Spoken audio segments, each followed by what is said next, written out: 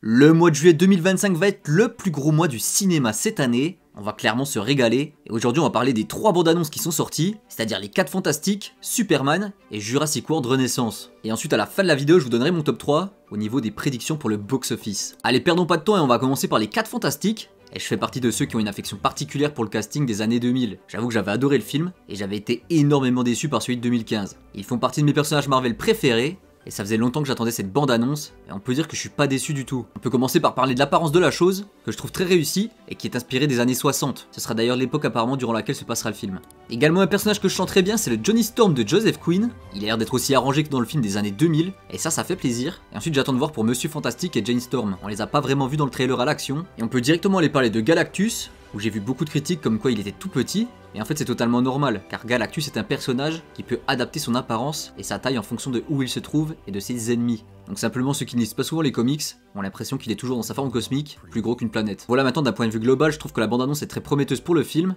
et je pense pas qu'on va être déçu, car les 4 Fantastiques seront un élément essentiel pour les 2 films Avengers, et on va pas se mentir qu'aujourd'hui Marvel n'a pas le droit à l'erreur, et je pense qu'ils vont nous sortir le grand jeu. On continue avec le film Superman. Bon, des 3 c'est celui qui me hype le moins, je vais pas vous mentir, mais par contre je pense quand même que le film va être excellent, et la bande-annonce a tout pour rassurer les fans honnêtement. Entre un visuel inspiré des comics, une ambiance à la fois moderne et classique, et bien sûr le premier aperçu de David Corenswet en Superman, j'espère que James Gunn ne va pas se tromper, car pour moi il est capable du meilleur mais aussi du pire. Et du coup la bande-annonce commence par une scène marquante, avec Clark Kent gravement blessé, qui appelle à l'aide son chien Crypto. Et ça pour les fans des comics c'est incroyable, car c'est encore un personnage qu'on n'a pas vu sur le grand écran. On a également l'apparition de Lex Luthor en Arctique, ce qui pourrait signifier qu'il cherche la forteresse de solitude de Superman. Et j'ai une confiance totale en l'acteur Nicolas Hoult, qui ne fait que des bons choix dans sa carrière.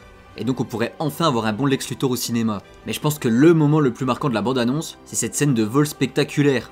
Et la façon dont Superman se déplace dans le ciel, et dont la caméra suit ses mouvements, eh bien ça semble hyper naturel et immersif, et je sens qu'on va vraiment passer un bon moment au cinéma. En tout cas le film s'annonce prometteur, car on nous en révèle pas trop au niveau de l'intrigue, et le casting est hyper solide. Et on termine avec la bande-annonce de Jurassic World Renaissance, qui sera le début d'une nouvelle trilogie, et on voit très bien avec cette bande-annonce que l'univers veut renouer avec la tension et l'ambiance angoissante des premiers films, et le producteur a d'ailleurs déclaré que le film mettra l'accent sur le danger et la peur, et moins vers l'action et le grand spectacle de la trilogie précédente. Personnellement je préfère, même si ça pourrait potentiellement affecter sa réussite au box-office, car un petit peu moins adressé aux familles et aux enfants du coup.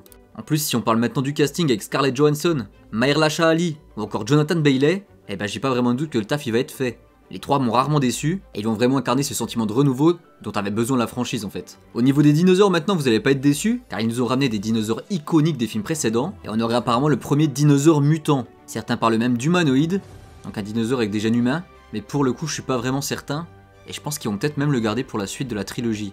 Bon en tout cas il a l'air terrifiant, et du coup tu l'as compris, eh bien j'ai été plutôt satisfait de ces 3 bandes annonces, chose qui malheureusement n'arrive que rarement depuis ces derniers mois. Et maintenant comme promis au début de la vidéo je vais te donner mon top 3, ainsi que les chiffres que je pense qu'ils vont faire au box office. Et du coup en 3ème position je pense que ce sera Superman. Je pense que le film va être très bon, que ça va être un succès, et qu'il va faire aux alentours de 600 millions, et je pense que ce qui va lui manquer c'est la puissance de la marque. DC Comics c'est pas Marvel, et c'est pas Jurassic World. Du coup en 2ème position je pense que ce sera les 4 Fantastiques, c'est pour moi le Marvel le plus attendu de l'année, et c'est celui qui a le plus de responsabilités sur son dos. Ça reste un film familial, et je pense d'ailleurs que le film va être excellent, et je le vois bien aux alentours de 800 millions au box-office.